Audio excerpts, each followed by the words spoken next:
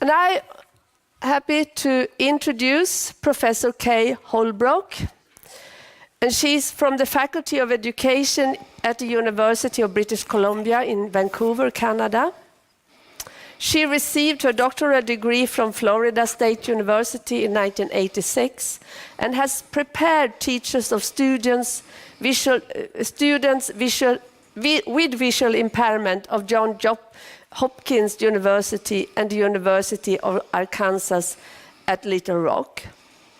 Professor Holbrook taught children with visual impairment in public programs in South Carolina, Georgia, and Florida, and has been actively involved in the Association for Education and Rehabilitation of the Blind and Visually Impaired at the Council of Exceptional Children. She has written and presented numerous workshops to teachers and parents related to education of children with visual impairment. She is also co-founder of the very important Getting in Touch with Literacy conference. And that conference has given a lot of inspiration to this Tactile Reading conference. We're very much looking forward to hear your lecture, so please, Kay, the floor is yours.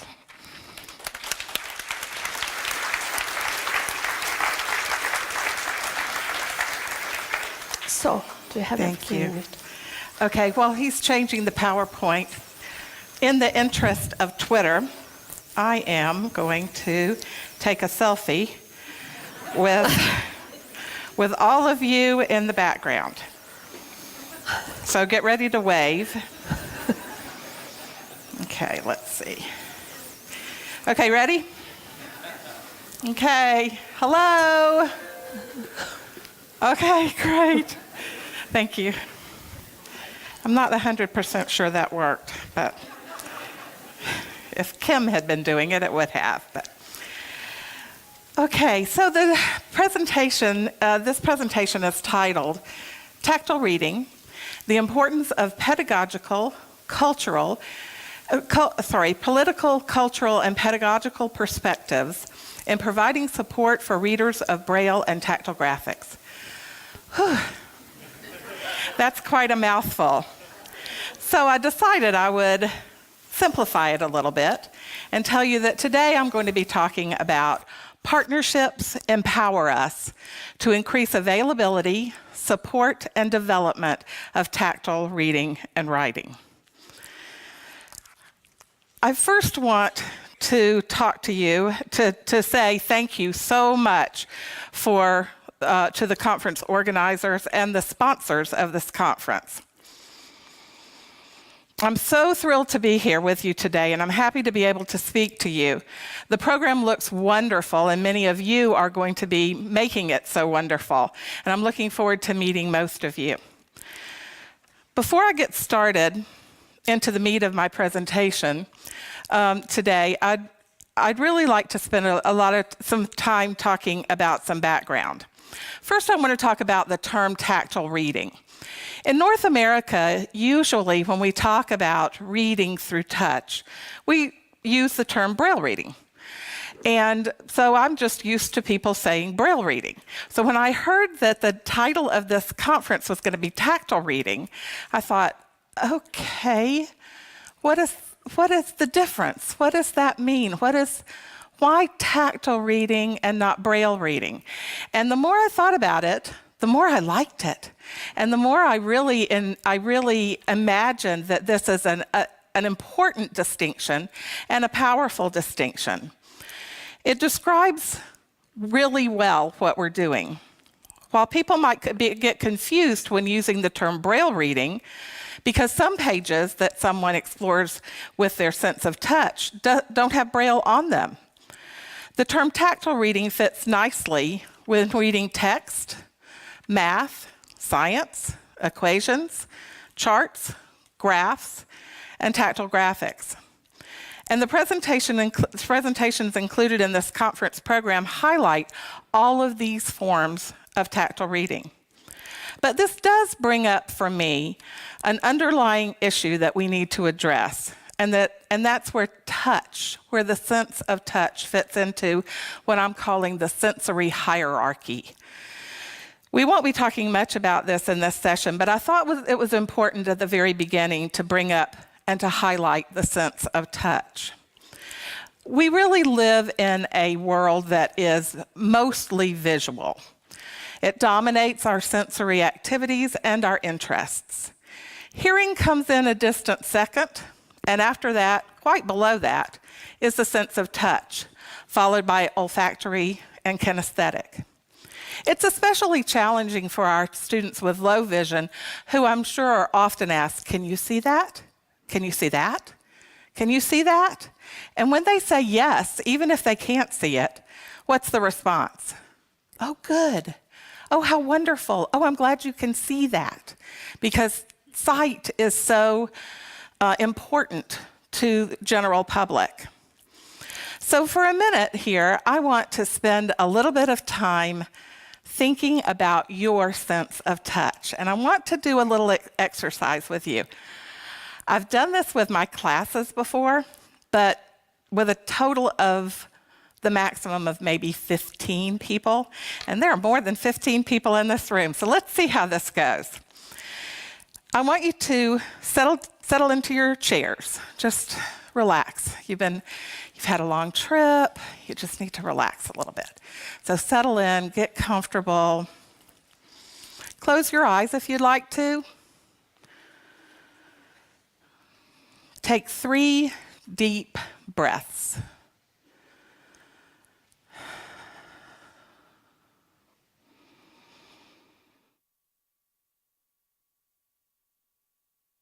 Continue to relax as much as you possibly can. And now I want you to think, where are your hands? Don't pick them up. Just rest them where they are. Take your fingers on your right hand and touch the surface nearest to you. It's possibly the chair or your clothing. What's the texture you're feeling? Is it soft, smooth, cold, warm?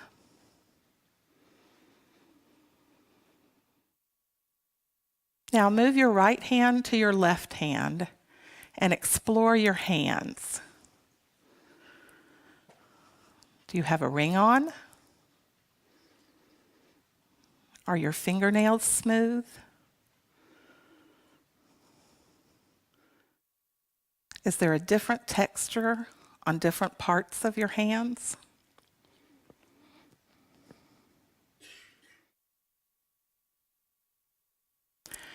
Finally, replace your hands to a resting position, and I want you to think back to your childhood or to your youth. Can you think of the feel of something that brings back deep memories? Think back to the home where you grew up. Can you remember the feel of the carpet or the grass in the yard? Do you remember how it felt to hold a baseball bat or a hockey stick or a ball from your favorite game?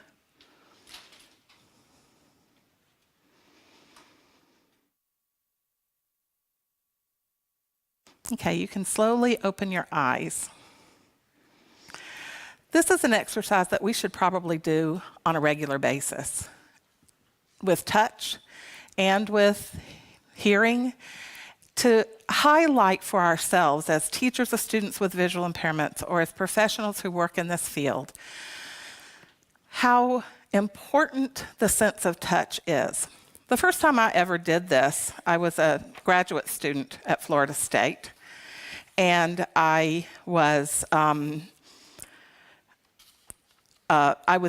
a class, and my professor led us through this, and it took, I think she had us closing our eyes for 30 or 45 minutes. So this was a real quick example of what she did. And I remember the feeling of a chair when I was a child, and it brought back tears to my eyes because it was so important to me, but I hadn't thought about it in such a long time. So I do think it's something that we should pay attention to as much as we possibly can. Finally, before we start talking about partnerships and relationships, I'd like to introduce you, if you don't already know this, to one of my favorite ways of imagining and understanding disagreements and conflicts, because that is part of what happens when we connect with other people, especially people who have a different perspective than we do. In the year 2000, Phil Hatlin made a speech to accept an award at a professional conference. In that speech, he talked about his understanding of professional conversations, professional disagreements, agreements, and conflicts. He outlined his technique for examining his own beliefs, and he contrasted disagreements into two categories: fundamental truths and personal convictions. I've found this very, very helpful as I have entered into conversations with people with different perspectives. Fundamental truths, Phil said, are beliefs that are so foundational that we can't even imagine individuals holding counter beliefs. These are beliefs such as civil rights or the injustice of slavery. There are relatively few beliefs that can be considered fundamental truths, although we often think that all of our beliefs are fundamental truths. If there's a disagreement in a fundamental truth, there's little chance that compromise can be reached. Personal convictions, on the other hand, are also strongly held beliefs. But in contrast to fundamental truths, we can imagine that thoughtful professionals may hold counter beliefs. That doesn't mean we don't try to advocate for our own way of thinking, but it does mean that we need to be prepared for some compromise. So I believe that we should all examine what our own personal beliefs are regarding fundamental truths and personal convictions, and revisit this examination regularly so that we can express ourselves well when it comes to connecting with other people.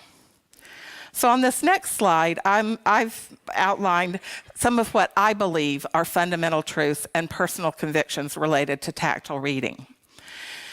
I've just told you three. As you can imagine, I have 150 or something like that. I have a lot of especially personal convictions. But the fundamental truths that I have outlined are these. Individuals with visual impairments have the same right to literacy as individuals who are sighted. I can't imagine anybody thinking differently. I can't imagine anyone, any thoughtful person, thinking that people with visual impairments don't have that same right. So I put that in the category of fundamental truths. Another one is all students who are blind or visually impaired have the right to literacy instruction from a qualified teacher of students with visual impairments. And the third one, individuals who are blind or visually impaired have the right to have written materials in an appropriate medium at the same time as these materials are available to their peers. I believe that those are fundamental truths. If somebody feels otherwise, I can't even imagine having a situation where we can come to a compromise. I'm not willing to compromise on any of those three things. On the other hand, here are three personal convictions. The first one, teachers of students with visual impairments should have qualifications to teach reading. Okay, I really believe that. I really, really believe that. I can't tell you strongly enough how much I believe that. But I can imagine someone coming to me and saying, this person is a fantastic teacher of the visually impaired. She doesn't have the qualifications to teach reading, but she knows how to move a student from point A to point B because she is a teacher. And so that's when we can compromise on something. Could she take a course? Is there some other way that my personal conviction can be satisfied? Another personal conviction of mine is that an assessment of each student's literacy media needs and skills must be conducted on a yearly basis, a yearly and ongoing basis.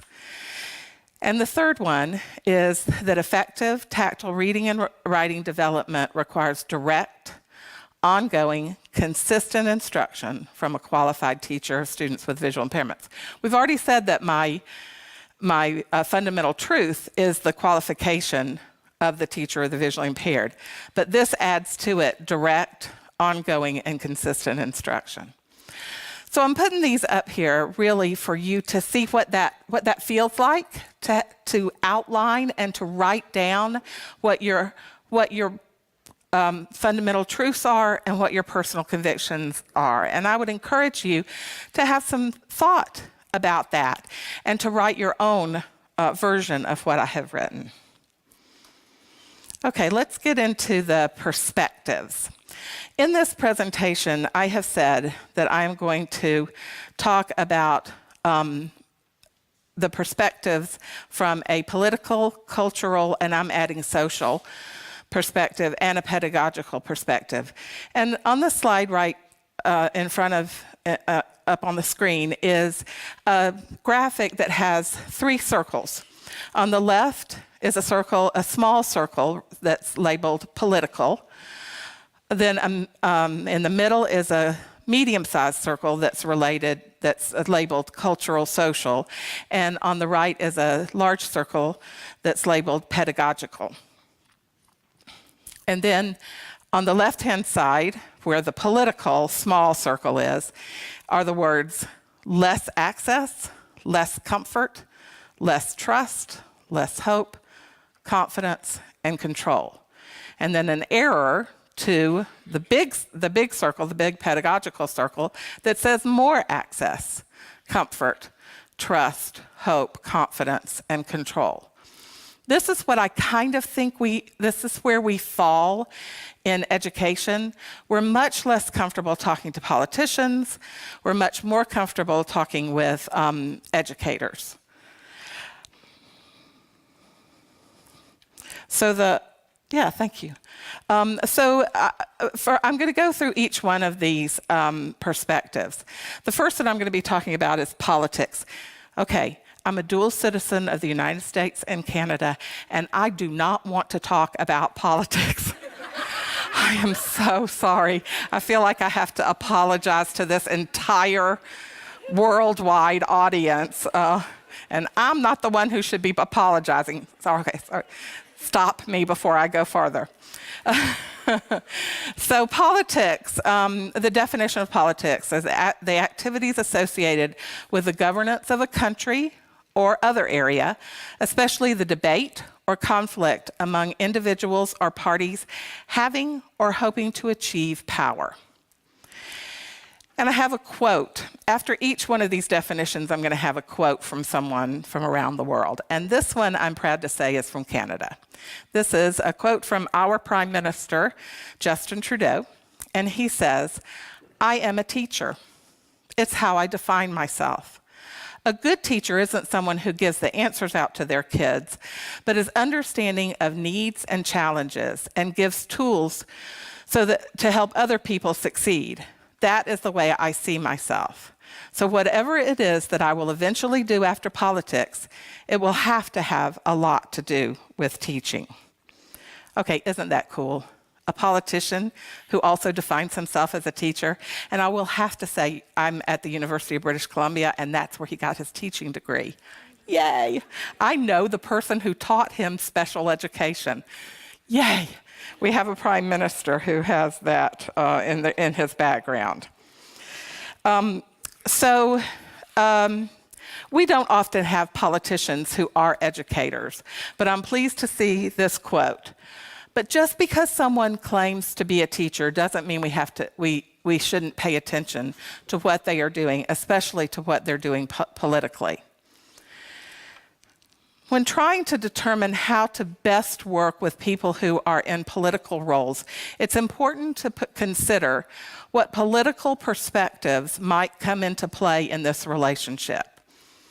So the political perspectives that I have outlined today, or that I want to outline today, are these. Politicians have a commitment to the overall health and well-being of groups of people, typically in a common geographic area. We hope that's always true, don't we? A commitment to the overall health and well-being of groups of people. Second one, politicians have power and control over decision-making. Also, politicians have voices that carry louder and reach farther than our individual voices. And politicians consider the cost and value of commitments that are sometimes competing. These are really important perspectives to understand as we are trying to advocate for our students who read Braille, our students who use tactile reading.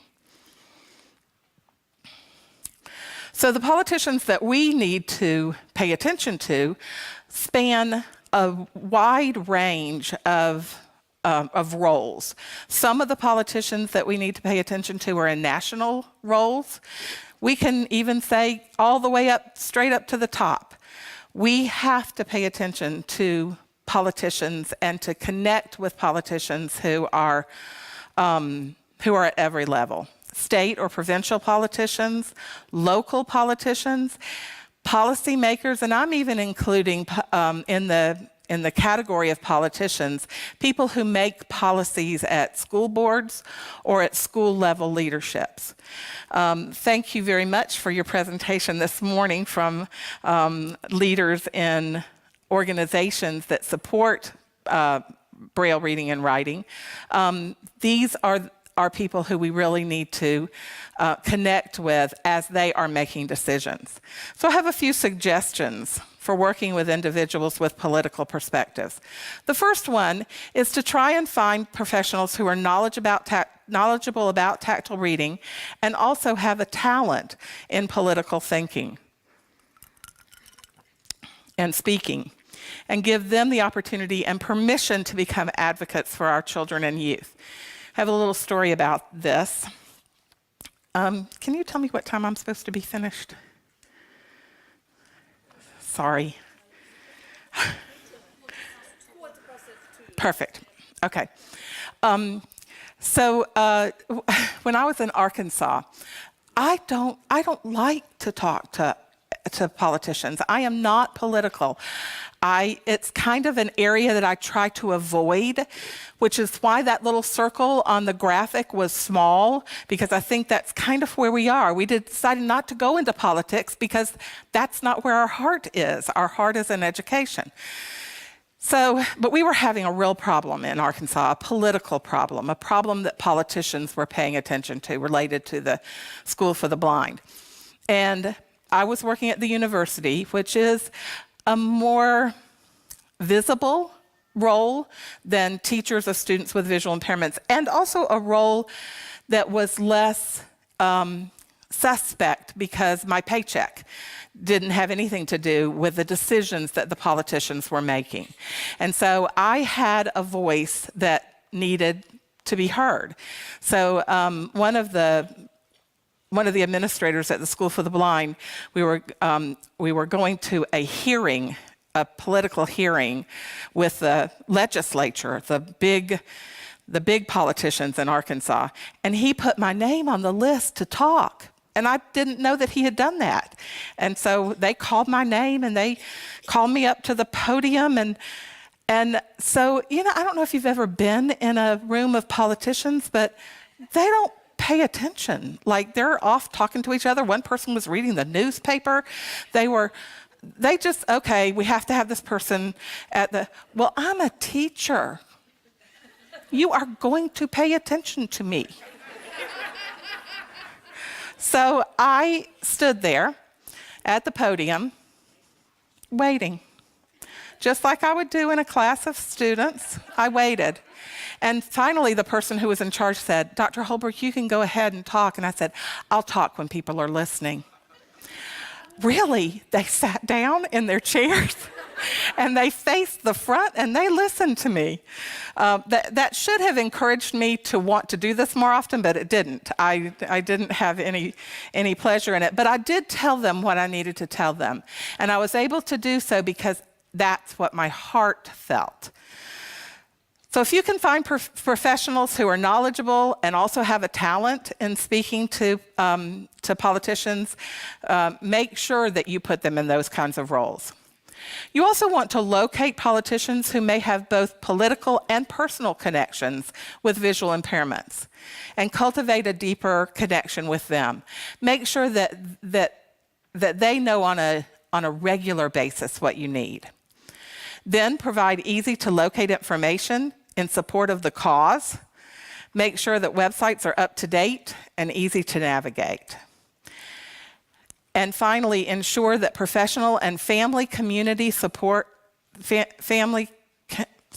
professional and family community support tactile reading and have common talking points so the same message is heard over and over again from a variety of sources. You've heard the recommendation that your message always needs to be able to be said in an elevator going from the first floor to the 15th floor. And that's what you need. You want to make sure that those messages are communicated among each other so that we're all saying the same thing.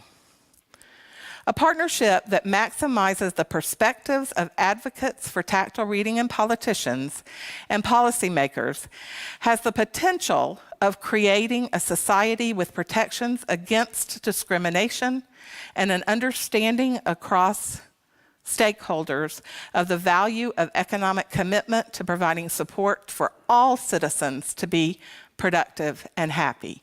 It's really the big picture. The second perspective I want to talk about this afternoon is what I'm referring to as cultural social. So I'm going to give you definitions of both culture and social. Culture is the sum of attitudes, customs, and beliefs that distinguishes one group of people from another. Culture is transmitted through language, material objects, rituals, institutions, and art from one generation to the next. That's an important thing to pay attention to, from one generation to the next. We don't create our culture, we inherit our culture. Social is living or disposed to live in companionship with others, in a community rather than isolation. The quote here is, "Culture makes people understand each other better. And if they understand each other better in their soul, it's easier to overcome the economic and political barriers. But first, they have to understand that their neighbor is, in the end, just like them, with the same problems and the same questions." This is from a Brazilian novelist. And from Howard Barker, the British playwright, "I have plenty of political views and plenty of social and personal prejudices. I do not, however, value them." So even though we inherit our culture, we need to pay attention to whether we value what our culture is and what our social situation is. And in principle, every social situation involves strategic interactions among the participants. A Hungarian economist whose first name is John. Let me just end it at that. So the cultural and social perspectives that I've highlighted are perspectives that rest mostly in neighbors and friends, community members, and peers of tactile reading. So we've gone from the big picture to the more personal picture. Cultural and social perspectives are built on history and generations of belief in the community. Children and youth who are tactile readers and their families are involved in and likely share the culture and social perspectives of their community. This is a really important point because our students aren't helicoptered in to their culture. They grow into their culture and they grow into their social situation, and we need to be there to support that growth all the way from birth through their school years. The low incidence nature of visual impairment in children creates a challenge in pervasive understanding of tactile reading within cultural and social perspectives. We talk a lot about the low incidence nature of our population, and it really is important. And I don't know who I was talking to recently, where we were talking about it's two sides of the same coin. It can actually be a real benefit for us, but it can also hold some challenges. And in this situation, we often find within the culture and within the social situation of a student that the tactile reader is the first that has ever been encountered in those social groups. And that creates ongoing issues for us as professionals. Culture and social perspectives relate to belonging. They relate to the value of diversity and human rights. I was very interested to see in the program, and I didn't notice this before, but at the very end of the program, there's a quote about, did you know things about Sweden? I didn't bring my program up, but take a look at it. It's at the very back of the program about the value that Sweden holds to diversity and human rights. Culture and social perspectives relate to a group of people who collectively define who we are and how we care for each other. I believe that today, maybe more than ever, with the political and economic situation that the entire world is in right now, we are in the process of continuing to define our own culture and social perspectives. The leaders that we need to engage with, that we need to connect with, to support tactile reading from a cultural and social perspective are recognized leaders in the community. These could be business leaders, they could be leaders in faith communities, or leaders in cultural communities, community culture and sporting organizations. Members of the child or youth's inner circle, peers in and out of school. Do you guys have like Girl Scouts or Girl Guides, or what do you call it here? Anything? Scouts? Are they selling cookies right now? In North America, they are selling cookies right now. So that's what I was thinking about. These are peers outside of school. These are peers that may go to their school, but they're people who create the environment for our children and our youth who are in their communities, likely more than they are in our schools. And individuals who hold leadership roles in community organizations and schools. So in order to work with individuals with cultural and social perspectives, we really need to capitalize on that social and community curiosity and interest in tactile reading. I know probably many of you have gone out into the community and done workshops about Braille, workshops about orientation and mobility, and there is a natural curiosity about those things in the community. We also need to encourage community efforts to engage in activities that highlight respect for diversity. We do that on a daily basis in our personal lives and participate with cultural and social efforts to highlight multi-sensory experiences and learning. Many communities have things like touch gardens or smell gardens, and anything that we can do to support that, because that's a part of paying attention to the sense of touch. And we need to check attitudes that draw children and youth exclusively into the safety of disability-specific environments. I'm a real fan of environments that bring children together who have common interests and common skills in tactile reading.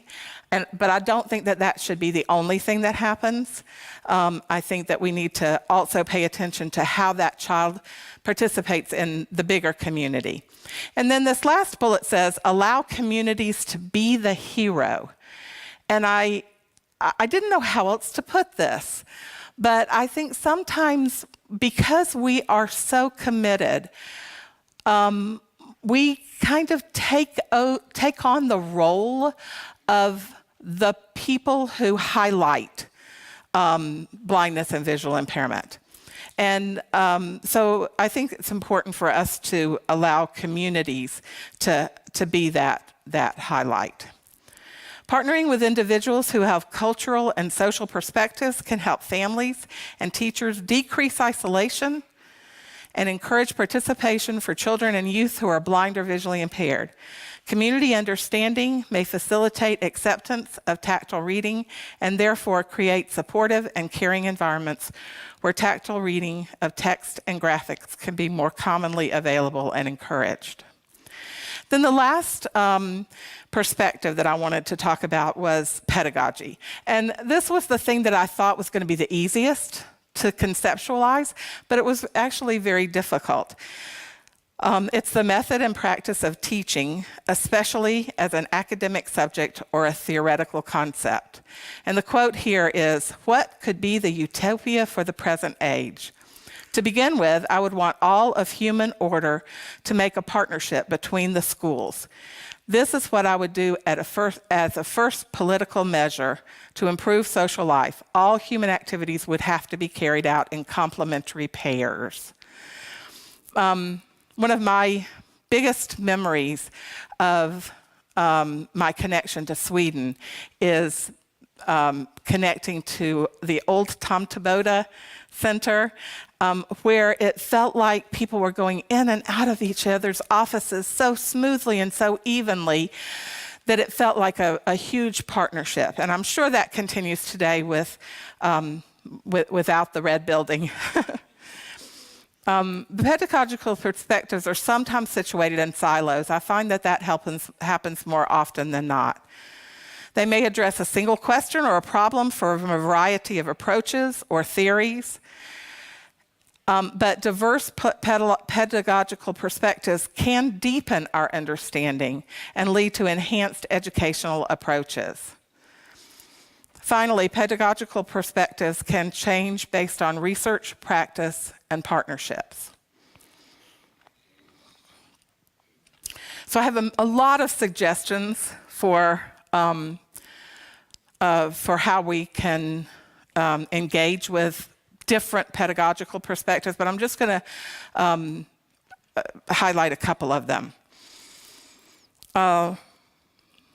Perspectives that bring in the complexity of learning for students with complex needs. We find more and more that our students come to us with a variety of needs and therefore need us to come to them with a variety of perspectives. We need to address both their physical and emotional needs and also their psychosocial needs. We need to take a leadership role in coordinating people with diverse perspectives for problem solving.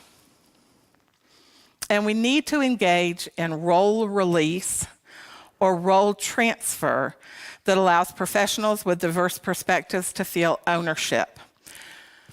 This is a problem for me. Role release is not something I do easily, but it's something I continually work on. So there are many benefits to working with multiple perspectives on the education of students who are tactile readers.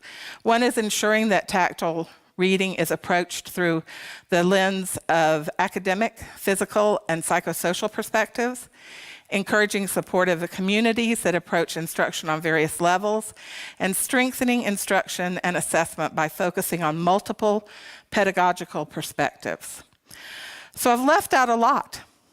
I didn't talk about perspectives related to research, personal, or economics, and there are many others. But in addition, I want to talk about the specific messages that we need to give to these diverse people. First, tactile reading is alive and well and moving forward into the future. I don't know if that's something that you're having to deal with, but so many people come up to me and say, "Isn't Braille dead?" And I'll say, "Not even close." Listening is a very important method of accessing information, but it's not a substitute for tactile reading and writing. Now I need a little bit of help with this next point, and that is the term "aw shucks." Anybody heard it before? Aw shucks. Okay, I have to demonstrate. So if somebody says to you something that you just want to say, oh, no, no, no, no, no. You're very shy, and you say, aw, shucks. So let's say somebody says, okay, you're so nice. And I say, aw, shucks. No, I'm not. Aw, shucks. Anders has told me that the word is osh. Osh? Yeah? Okay, got it? Osh. So Phil Hatlen and Sandy Lewis came up with this thing called the Aw Shucks Shuffle. And shuffle means, shuffle your feet. So if somebody says, and this happens all the time, maybe to you, this happens all the time. Someone will say, oh, you teach Braille to people who are blind? You must be so, so special. And sometimes, most of the time, we say, aw, shucks. It's nothing. What Sandy Lewis and Phil Hatlen said was that we should never say that. When somebody says, oh, you teach Braille to people who are blind, you must be so special. We should say, yep. I am, and that's right. And really, it is a special thing, and you should help out too. And here's how you can help. So we need to really bring that idea of the aw shucks shuffle, or avoiding the aw shucks shuffle, to our interactions with people who may not understand. All right, I'm going to go pretty quickly because they're telling me that I don't have a lot of time. Okay, this next thing is important. This is my quote. So as I said, I did not want to talk a lot today about the politics that's happening. But one of the only signs of inspiration in an otherwise horrible election in the United States was when this phrase, "Nevertheless, she persisted," became a rallying cry for never giving up.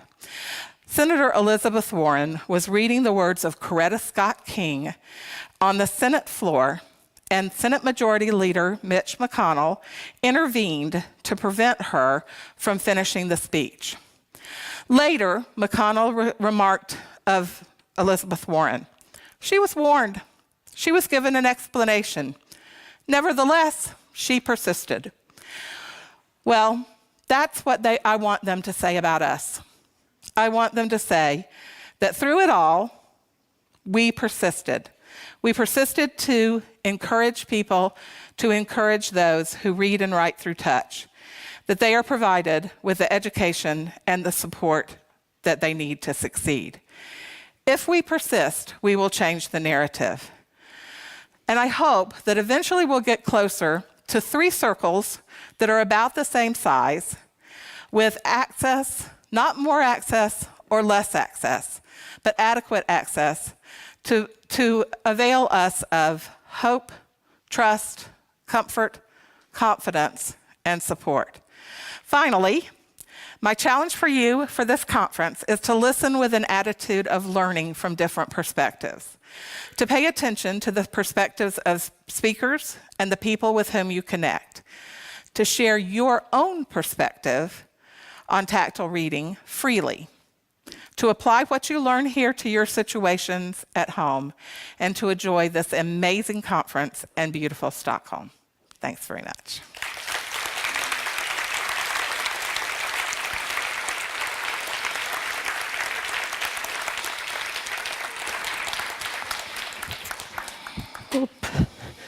Thank you very much. You please stay here. Oh, okay. Thank you very much for very inspiring and interesting lectures. We have time for some questions or comments. Don't be shy. No comments, no questions? I do have a comment and a question. Okay. You said, when you talked about culture, you said we don't create our culture, we inherit. But I think that's true because every generation and group creates and contributes to the cultures. For me, it's something it's a living thing. That's something that's going on. It's an interaction. Yeah. Hopefully, we maintain the parts of our culture, the rich parts, the parts of our culture that are important to moving forward, and we improve upon those that aren't. Yeah. Yeah.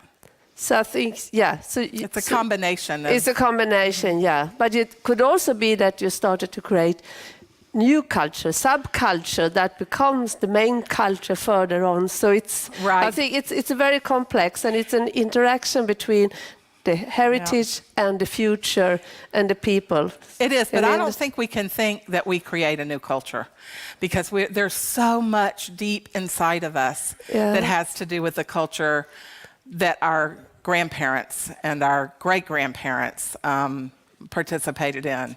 So I think we can't. It would be nice if we thought, well, we're just starting from scratch here. No, you never started from scratch, but I think you can start. We have some power. Subgroups, And I think this tactile reading is a culture, kind of an event that also contributes to the culture in general, the teaching culture and education. I like that. More questions, comments? Oh, Robert? Yeah. Robert. Oh, microphone. This is Robert Engelbretson from Houston. Oh, thank you. So, Kay, you made a comment during your talk on this issue of is Braille dead, and you said hardly.